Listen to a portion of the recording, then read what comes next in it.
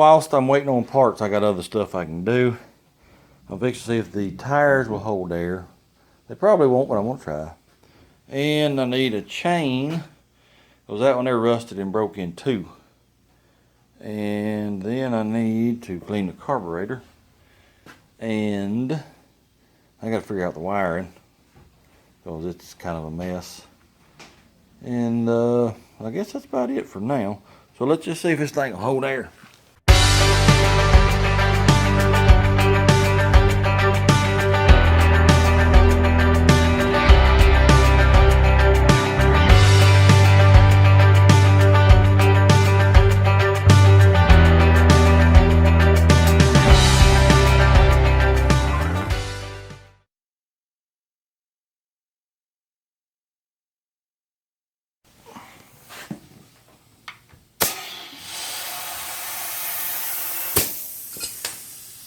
No, that's a really big leak. Let's check the back one. I know y'all ain't gonna believe me unless I show you.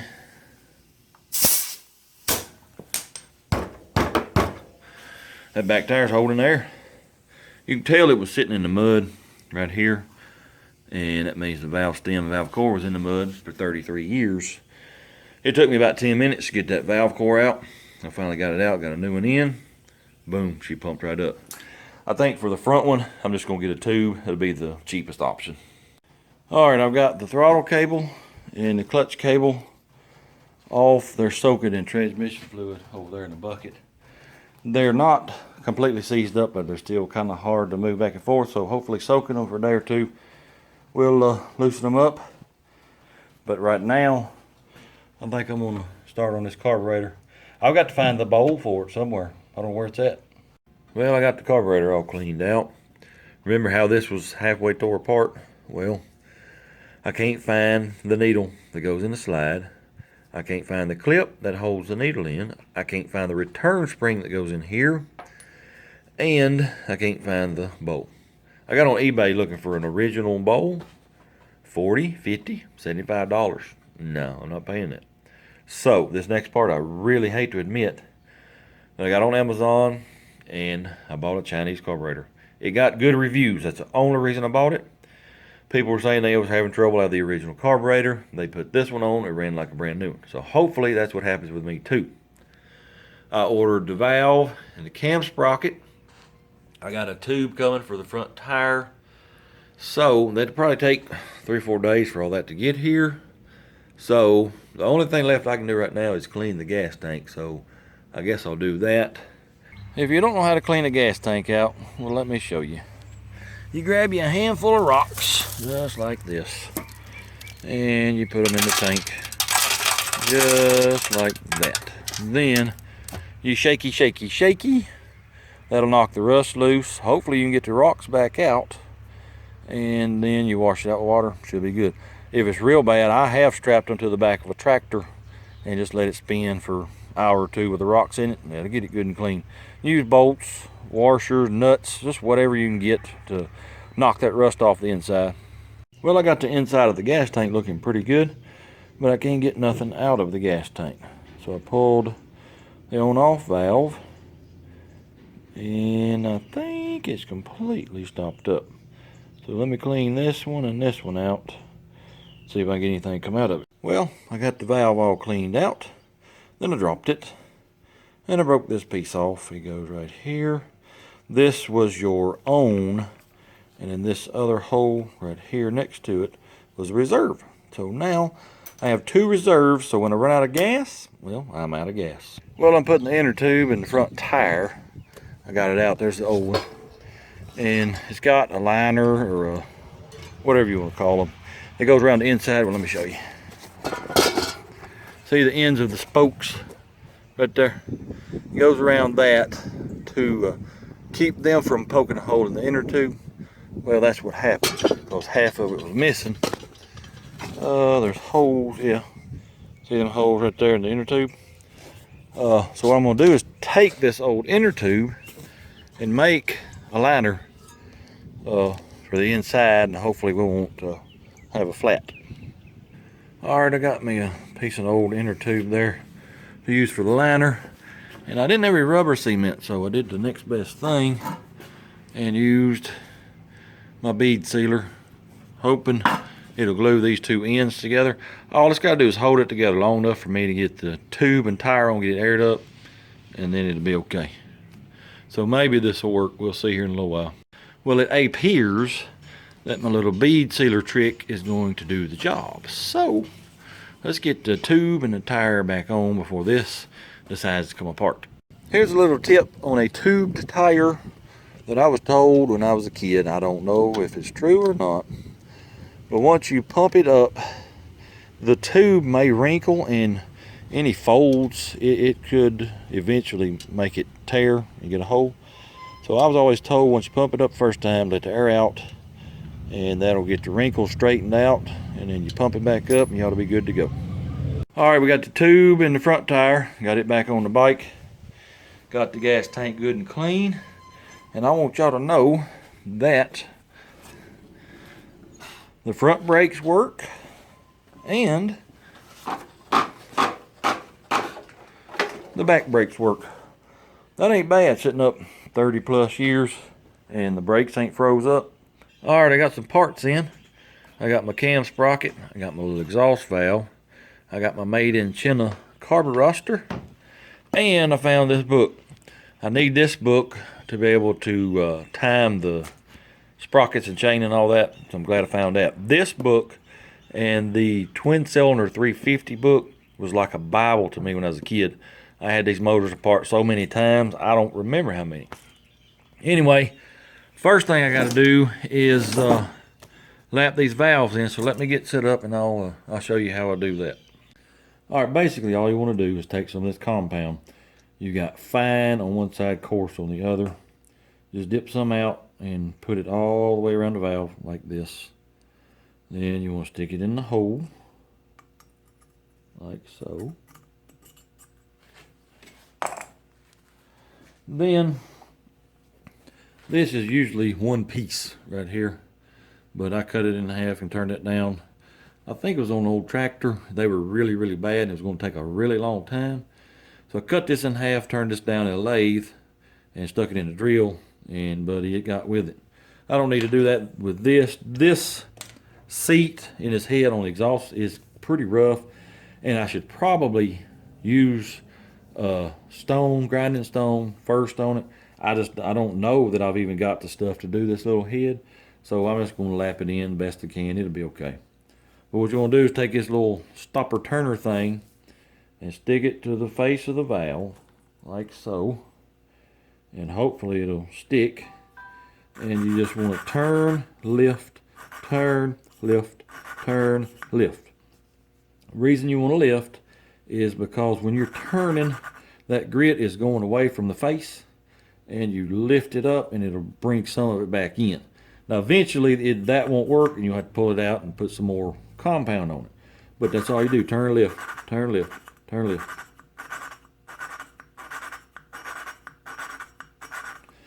Like I said, this seat's pretty rough, so it's going to take me a little while to get it smoothed out.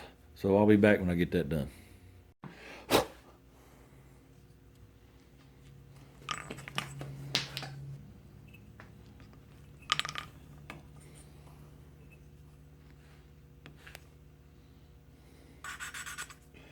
Well, what in the devil? Alright, I got the exhaust done. I don't know how well that's going to show up. See if I can get it to focus. But see, well, that shows you right there. See that white ring? This isn't the best example because that seat was really rough, but it's much better than it was. It's still got pits in it. But that white ring is what you want. Well, look at the intake right here.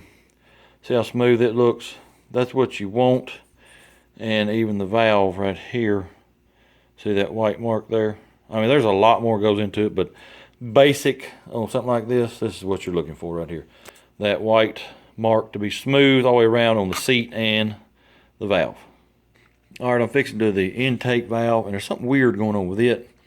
It acts like the valve is bent, but if the valve was bent and you spin it, say like it's bent and you see daylight down here on the bottom, if you spin it over here, your daylight should show here. This ain't doing it. My daylight is always showing down here, So I don't know what's going on. I'm hoping lapping it in will take care of it. I do know I can push down on the valve and it goes away. So maybe when I get spring pressure on it, that'll be good enough. Let me turn the lights out and I'll show you what I'm talking about. See that daylight right there through it? I'm shining, I got the flashlight in it. See that light right there? You can't see it anywhere but on the bottom. All right, watch. I will turn the valve. Let's turn the valve. Let me pick it up, turn. See, I turned it. All right. The light is still on the bottom. But I don't have 3 hands, but if you push down on that valve, the light goes away. So I'm hoping lapping it in and then spring pressure will take care of that. So let me get that lapped in and I'll be right back. All right, I'm pretty much done with the intake valve, and it did not help seeing the light under here. But like I said, I can push it down a little bit and that goes away. So hopefully putting these springs back on it will take care of that problem, because these springs are pretty stout, especially for that to be such a small valve. Hopefully that'll clear that trouble up. So I guess it's time to get the valves and springs, keepers, and locks back in, and then I guess it'll be time to put the head back on, get the cam in, and get everything timed.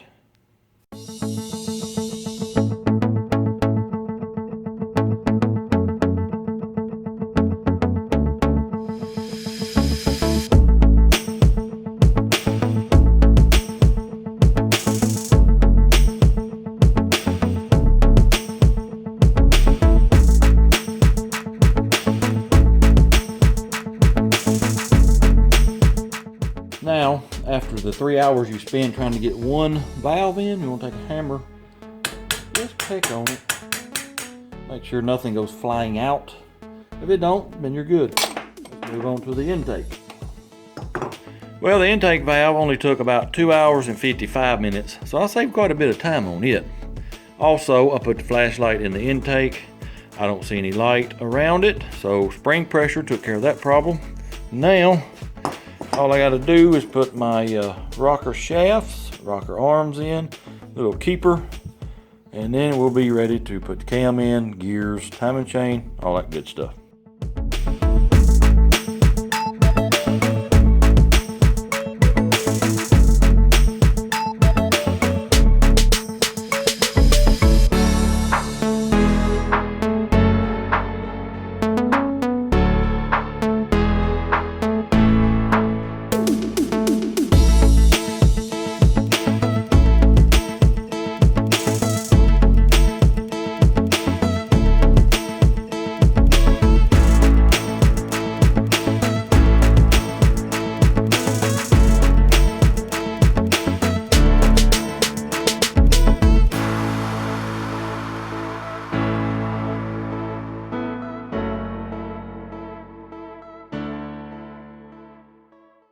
Well, I just went to O'Reilly's Auto Parts. They did not have these E-clips. They said they had these E-clips. Do better, O'Reilly's. So I went to Get in the Zone, AutoZone. AutoZone had the clips. Thank you, AutoZone. But anyway, and who and how, this little clip, I'm pretty sure, is the main culprit of why I'm having to work on this engine. The chain may be loose, it may be stretched, but I really believe this is why it jumped off the sprocket. That's most likely what wore this sprocket out, was that chain loosening and tightening because that clip wasn't on there. So let me get the clip on, get the chain on, get the cam in, get it timed, get the stator on, get the points back on, and then we'll be ready to try it out.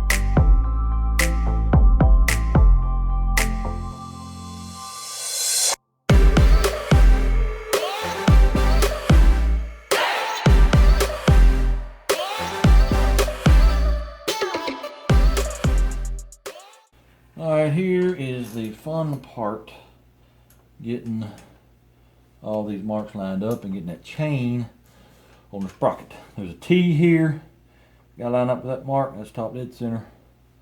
Then you've got a circle on your cam gear sprocket, and then there's a mark right there that that's got to line up with. You got to try to get the chain on. So this is going to be really very aggravating.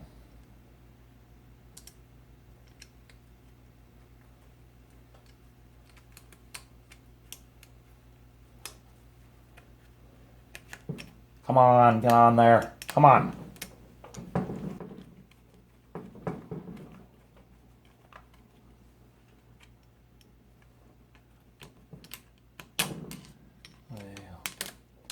Well, it's done went behind the darn sprocket.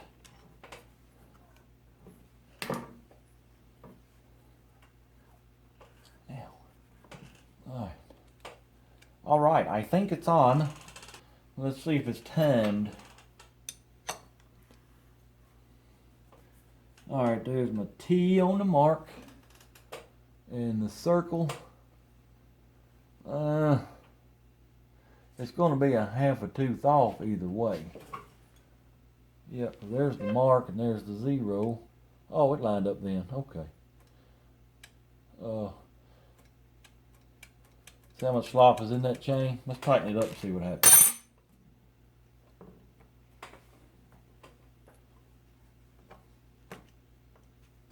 Well, fellers, I got to take it back apart because I forgot. Because I forgot this stupid little piece. It's some kind of a chain guard. I don't know. It's got to be on. So let me take this back off. Well, I got all this stuff out of the way so I could put this little piece back in.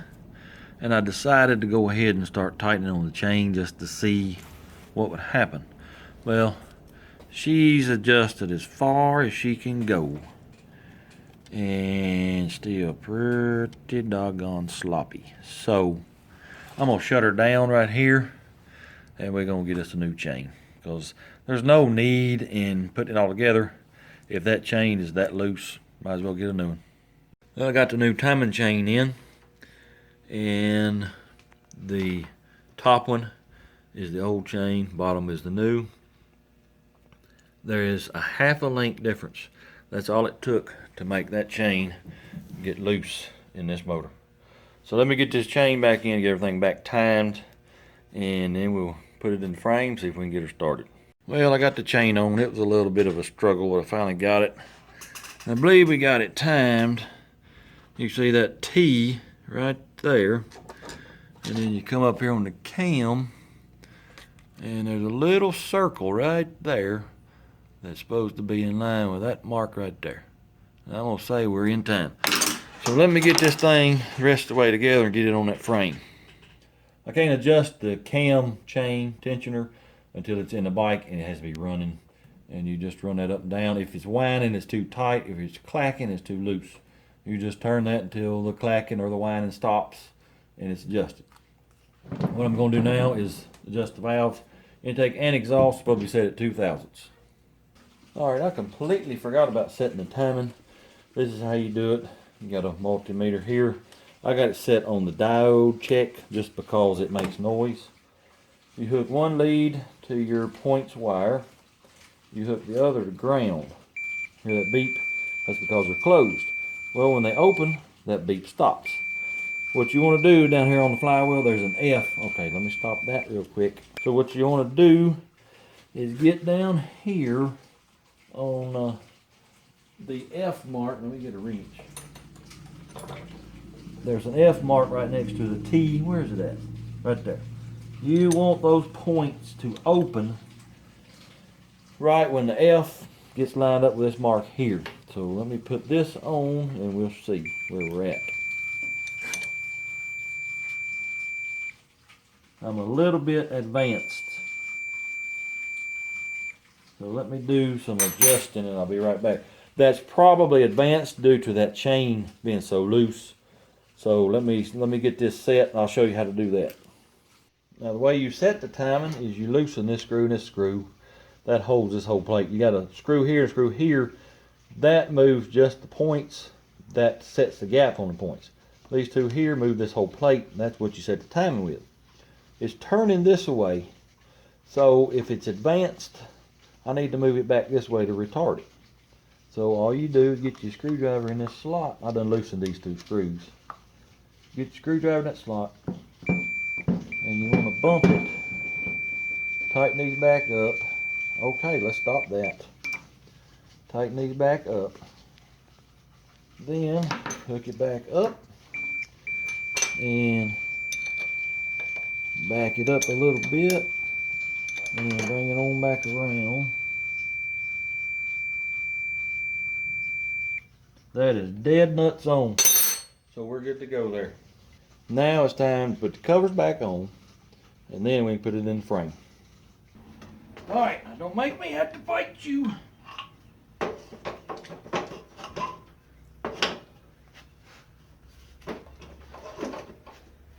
Come on now.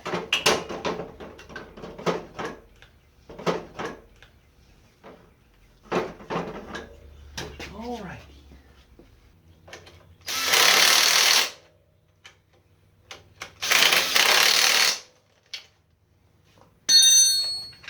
Alright, I got the motor mounted.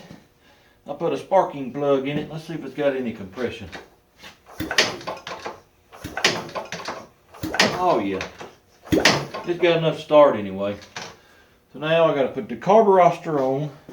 Got to get the exhaust on. I got to get a chain on. I got to get the points wired up. Got to get my throttle cable and clutch cable on. It's a 6-volt system, and this is battery ignition. I'm not buying a 6-volt battery. I've got, I don't know, several hundred 18650 lithium ion batteries. I'm going to put some of them together and make a 6-volt battery just to see if it'll run and ride it around a little bit. So let me get all that stuff done. Alright, I got the battery made for the motorcycle over there. All I did was take two 18650 lithium ion batteries and put them in series. That will give you nominally 7.4 volts.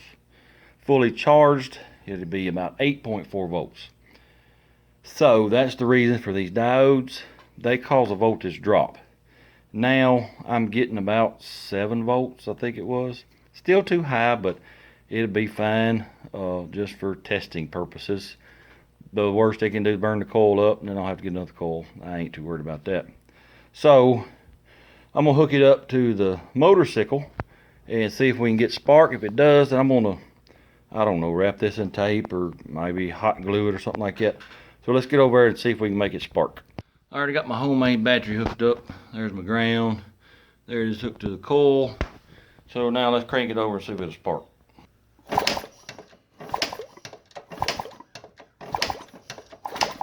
We do have spark, so now we got a battery. Alright, I got my clutch cable on. Got the throttle cable on. Got my battery hidden right there. Got all my wiring done. I just got a wire run up here to the kill switch. That's all I need. And as a bonus, I've got this right here. So now I got to put the gas tank on. Seat. Got to get a chain on it and oil in it. And it'll be time to see if it'll fire up. So let me get all that done. I'll be right back. Well, I decided to do a little maintenance on it. This is where the oil filter is. It's just a screen. Here it is right here. That right there. And it don't look too bad. But this stuff in here, it's not metal. It's like plastic, and it's most likely from that tensioner. Hey, look at there. You know what that is? That's part of that clip. Let me get that cleaned off and I'll show you. Well, there it is right there. I cleaned it up. That's half of that clip that I was telling you about.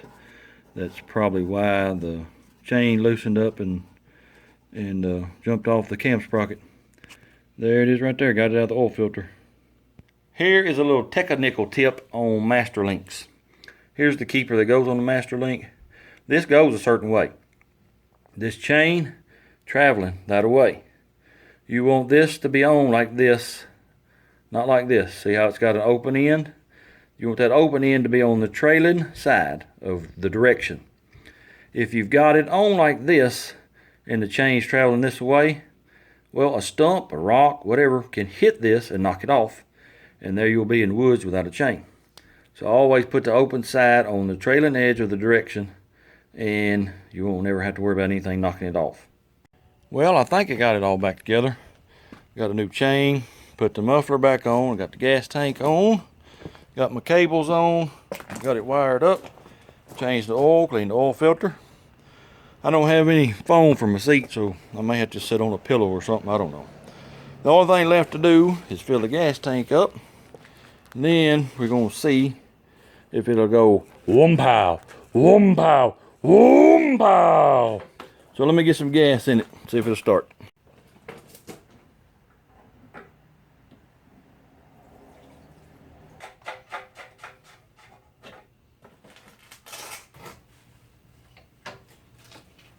Choke is on, ignition is on.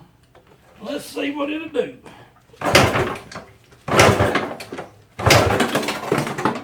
Okay, I think I'll just take the seat out of the way.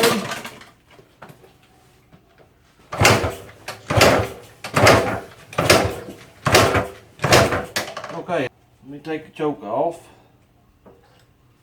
See what happens with that.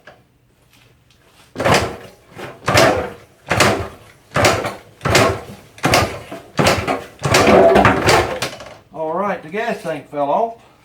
I'm not doing very good right now.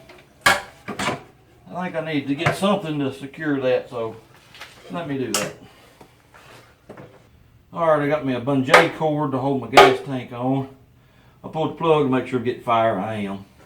And it was dry, there's no gas on it, so it's a good possibility that this China-made carburetor, count.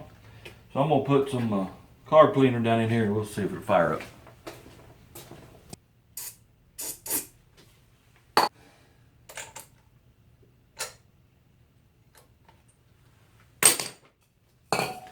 Alrighty, take two.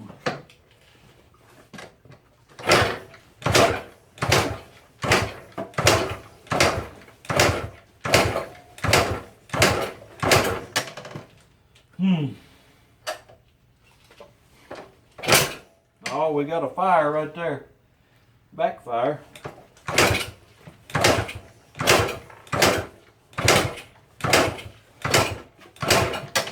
Whew. It's rough on the fat boy. Whew. Well, I'm gonna give it one more try, but I believe we've lost compression. I may have to put some more crude oil in the cylinder, let it sit. I may put some oil in it, just see if I can get some compression back. Let me try it one more time.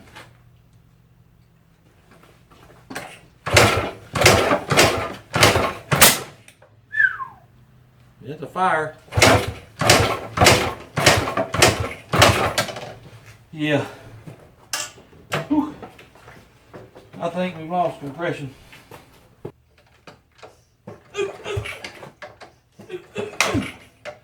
Whew. I dropped a little Earl down in the cylinder and it has really brought the compression up. So let's give it one more try.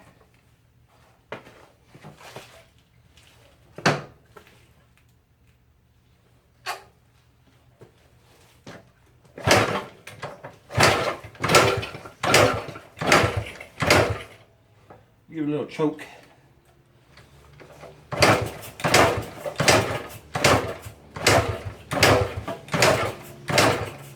Whew. Let me pull the plug out, see what it looks like. Well, I think I see why it won't hit now. Spark plug is jam-packed full of oil. Let me clean this off and I'm going to try to blow some out of that cylinder. Alright, let's give it one more try.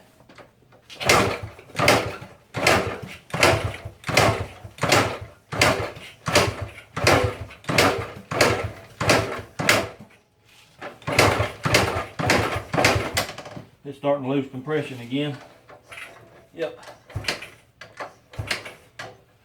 So I think what I'm going to do is fill it up with the crude oil, let it sit all night, see if that'll help anything at all.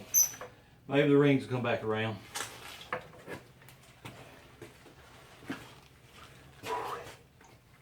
It's the next day. Still no compression. Scroll oil didn't help. I even held my hand over the carburetor and there's no vacuum. It's not sucking anything. So rings are the issue. I did pull the plug. It was wet, so I cleaned it off. Checking for spark again. And I put this tester on here and it wasn't showing I was getting spark. And well, it ended up being this ignition switch. It's a little wonky if you don't get it just right. If it don't click, then it's not made. Anyway, figured that out. But let me tell you about these testers. They don't tell you you're getting a spark. All they tell you is electricity is flowing down this spark plug wire to ground. This plug can be shorted out, internally fouled out. And if it's making it to ground, that's gonna light up. I'll prove it to you. Hang on, let me get it set up. All right, this is the spark plug and the tester hooked up together. Let me turn the switch on.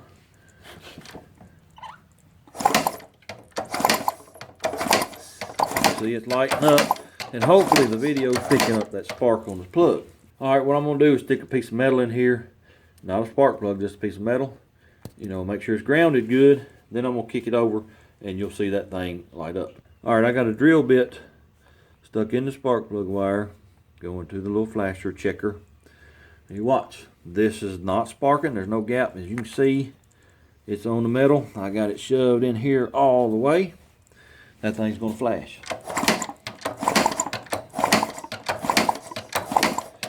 These do not tell you you're getting a spark. All it's telling you is your coil is good and you got good continuity back to ground. Now that that technical tip is out of the way, I think I'm going to throw some transmission fluid down in the cylinder, let it sit all day, maybe all night. Don't fool with it till tomorrow. Hopefully that will break the rings loose. I might throw some Kroll oil in there with it too and let it sit overnight. Maybe then it'll break loose. I don't know. I may, if I could get somebody to pull me or maybe even run it down a big hill, pop the clutch, it might start. And I might try that, I don't know. But for now, I'm just going to throw some transmission fluid in it and let it sit. Well, it's the next day. It sat all night with transmission fluid in it. And I put the plug in it and was turning it over by hand. And it felt like it had pretty good compression. Then all of a sudden it went away. Well, then all of a sudden it came back. I don't really know what's going on. That sort of sounds like a valve problem there. So I don't know. I'm going to shoot some carb cleaner down in it. Put the plug back in it, and even though my foot has nerve damage now from kicking it so much, I'm gonna kick it a little more so it will start. Alrighty, here we go. Let me turn it on first.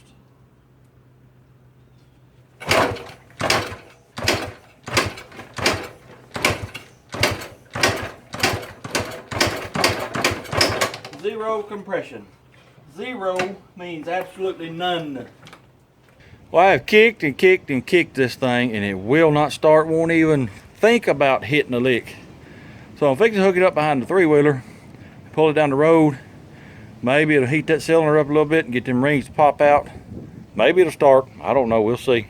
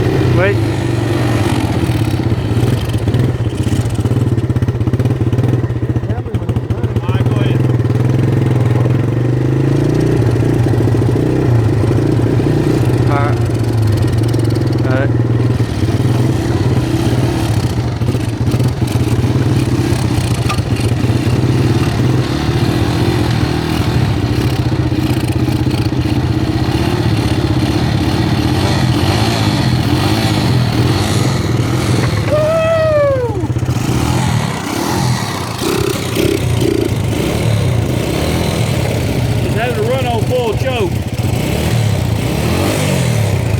So that may be that chin of carburetor. Oh man. That may be that chin of carburetor. It'll probably start though. Just having to run on full choke. It's starting easy now.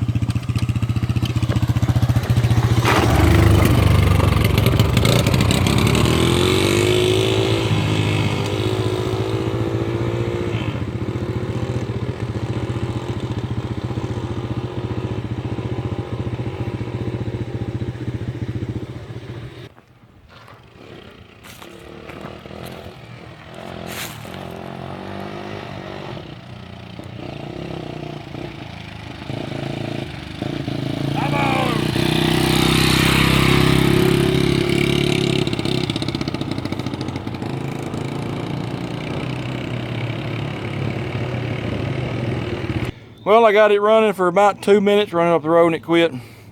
Plug may be fouled. I'm gonna pull it out and look at it. Well, I pulled the plug. It wasn't fouled, but it was wet. Check spark, it's sparking. Then I looked in the carburetor. I done cleaned it out, but it was a rusty colored mess in there. Well, I took the fuel line off, and apparently I didn't get that fuel tank as clean as I thought. All right, turning the gas on, nothing coming out of that hose. There's a little bit of that rusty red mess come out of it, and that was it. And there's quite a bit of rust in the fuel filter there. So I'm gonna pull the tank and carburetor, because it will start just a little bit if I put carburetor cleaner in the cylinder. So I'm gonna pull the gas tank, carburetor, clean them out, and make sure that's not the issue. All right, I got the carburetor off. Oh, well, I don't know if you can see that or not. There's this black gum in there. Where in the world is that coming from? Is that coming out of the gas tank? I bet you money the carburetor looks the same. Let me get it apart and see. Well, the carburetor got a bunch of that old gummy mess in it too, and the slide was just about stuck where it wouldn't slide up and down. Only place that could have come from was the gas tank. Let me pull the bowl off. I bet you money it's probably gummed up too. It don't feel like there's any gas in it. Nope, very little. Okay, well, this sucker may run if I get this fuel system fixed. So I'm gonna have to clean that gas tank some more, and I'll have to get this brand new carburetor good cleaning too. Well, I got the carburetor cleaned up. It was pretty bad, and got it put on. And I got me a little makeshift gas tank. Well, look who just showed up. Mrs. Daisy. How you doing, girl? Come here. Hey. You doing all right? All right, go home. Anyway, got the carburetor cleaned up, got it put on. It was pretty nasty. I got me a little makeshift gas tank. And I believe it may fire this time. Fingers crossed anyway. All right, ignition on. Choke is on. Here we go. Oh, look at there. First kick. Oh, yeah. Come on now. Look at that. Woohoo!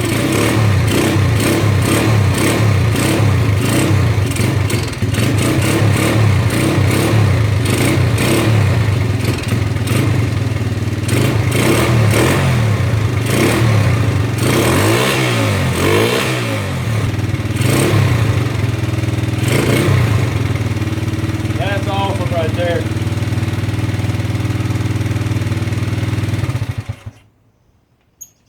Now what I got to do is get this gas tank cleaned out. I'm gonna put some purple power in it. That is some really good cleaner. I'm gonna put probably a gallon in it, slosh it around good.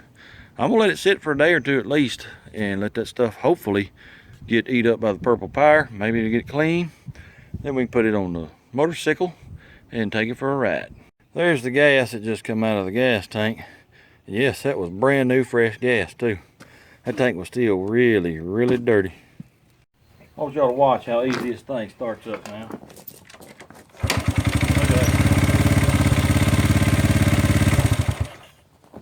I just got done tightening up the timing chain. That took a lot of noise out of the motor, but she's wanting to smoke quite a bit.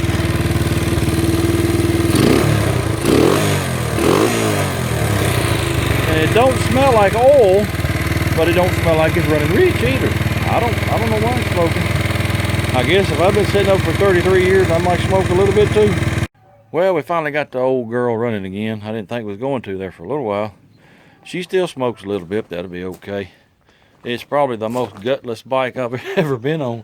I mean, it ain't got no power. It ain't but 100cc. But she still runs pretty good. I'm pretty proud of her. Well, I got the seat back on it. I got it bolted in the original location now. It's not welded on.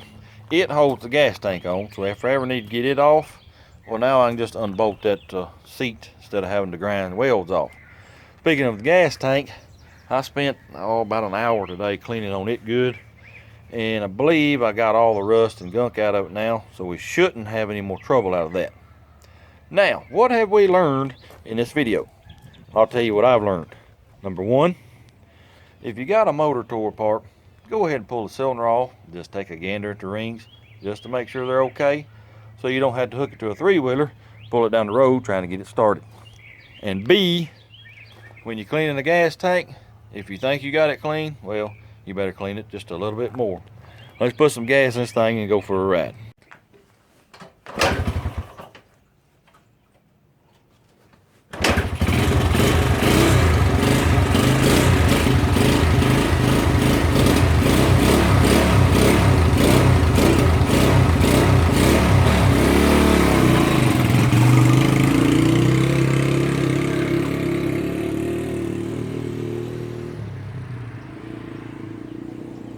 I'm gonna take y'all for a ride in the woods that I used to ride in all the time when I was a kid.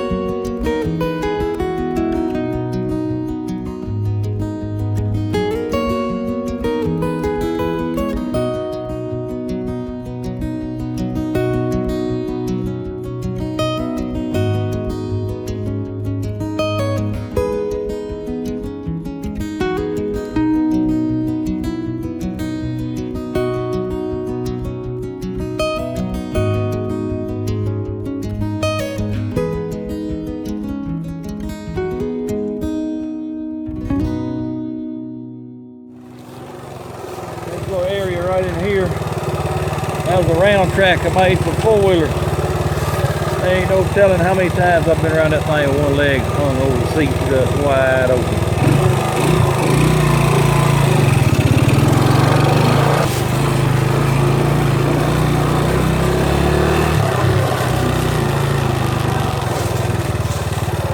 That's about the rustiest Chevrolet I believe I've ever laid my eyes on right there.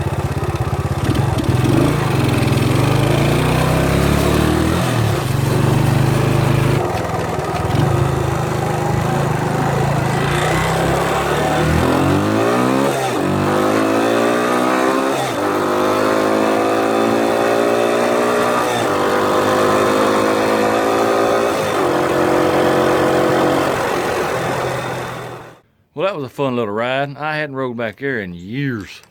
That's probably the slowest I've ever rode back there too. They just ain't as quick as they used to be. That'll do it for this episode. Appreciate y'all watching. Hope you enjoyed it. If you don't mind, hit that like, comment, subscribe, share the videos. And until next time, go ride a motorcycle.